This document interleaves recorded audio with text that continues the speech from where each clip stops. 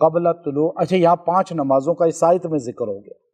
لوگ کہتے ہیں جی 5 نمازیں قرآن میں نہیں ہیں، یہاں اس پر امام ابو حنیفہ رحمۃ اللہ علیہ اور اسی پر تمام محدثین فقہا نے اور مفسرین نے اس آیت سے 5 نمازیں ہم جو پڑھتے ہیں یہ نکالی۔ جو کہتا ہے ایک فرقہ ایسے ہیں، ہمارے بہت سے فرقے ہیں مسلمانوں میں، نہیں جی 2 نمازوں کا اللہ نے حکم دیا ہے، صبح اور شام، صبح اور شام۔ جب بھی ذکر کا وقت آیا تو آپ اکثر یہ اس میں آ جاتے ہیں دھوکے میں، ہمارے اکثر مسلمان جی وہ کہتے ہیں صبح و شام اللہ کا ذکر کرو، تو نماز صبح و شام کی 2 نمازیں ہیں، 5 کا ذکر قرآن میں نہیں ہے، 5 کا ذکر قرآن میں ہے، تشریح حدیث میں ہے۔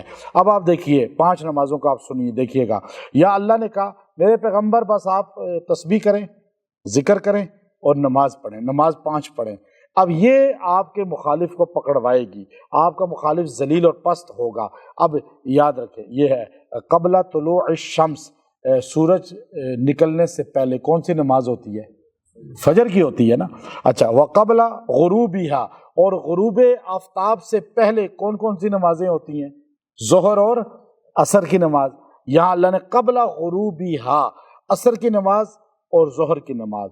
اچھا ومن آناء اللیل، اور رات کے وقت کی وہ نمازیں جو رات کے وقت میں پڑھی جاتی ہیں، اس میں مغرب، عشاء اور تہجد بھی شامل ہو گئی۔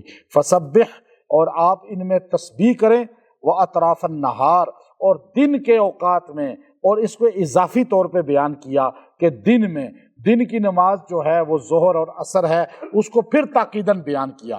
حضور علیہ السلام اس کی تشریح میں ہے کہ علامہ ابن کثیر رحمۃ اللہ نے لکھا کہ آپ صلی اللہ علیہ وسلم یوں بیٹھے ہوئے تھے تو صحابہ یوں گرد بیٹھے ہوئے تھے، تو چاند 14ویں کا تھا۔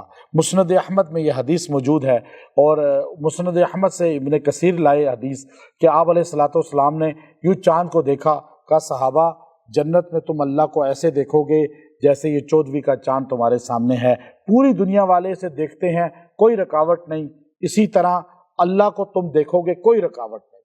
پھر مسند احمد میں وہ حدیث لائے، آپ علیہ السلام نے فرمایا جو یہ 2 نمازیں جس کو اللہ تعالیٰ نے فرمایا قبل غروبیہا، قبل غروبیہا، جو ظہر اور عصر کی نماز کی بہت زیادہ اپنے حفاظت کرتا ہے، اللہ تعالیٰ اسے جنت میں اپنا دیدار کرائے گا۔